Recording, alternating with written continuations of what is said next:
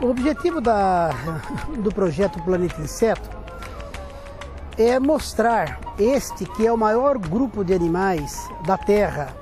Geralmente associa-se insetos a problemas, né, a malefícios, ou seja, a saúde humana, a dengue, mas a maior parte ela está voltada a benefícios para o homem. Por exemplo, os insetos de exploração econômica, que são explorados economicamente pelo homem. Por exemplo, o bicho da seda. Nós temos que produz tecido para nossas roupas, a abelha que produz o mel, o própolis da abelha, que tem até uma ação medicinal, né?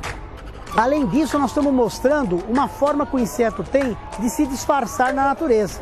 Por exemplo, de se parecer como um galho, por exemplo, né? O bicho-pau, que traz muita atenção, até pelo tamanho do bicho-pau. A fêmea é extremamente grande, né? E é uma coisa que atrai as crianças, que parece um graveto. A gente também apresenta as pragas urbanas, né? São aquelas pragas que estão na sua casa, os cupins, as formigas, as traças, né?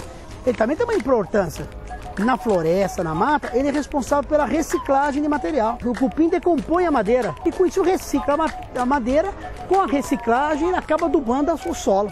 O caso das formigas é como elas se organizam, como a sociedade da formiga se organiza em operárias, em soldados, em rainha. Isso também chama a atenção. Existem até casos curiosos, como é o caso de um baratódromo. Esse baratódromo, né, ele serve a uma competição das baratas.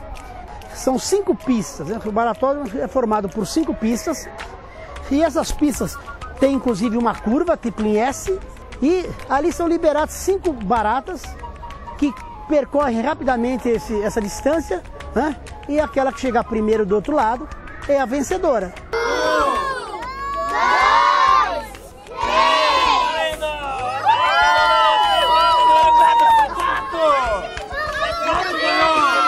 E esse baratódromo, ele mostra também a importância da barata. Na verdade, a gente quer mostrar que a barata tem até uma função, que é a função de desobstruir, né, tubulações, encanamentos, né, que serve também. É uma forma de contribuir com o ser humano. Então isso também faz parte de você mostrar ao público o que é uma instituição, como o Instituto Biológico, que é uma instituição do governo do estado de São Paulo, ligada à Secretaria de Agricultura e Abastecimento, contribui, né, para a melhoria da qualidade de vida da população.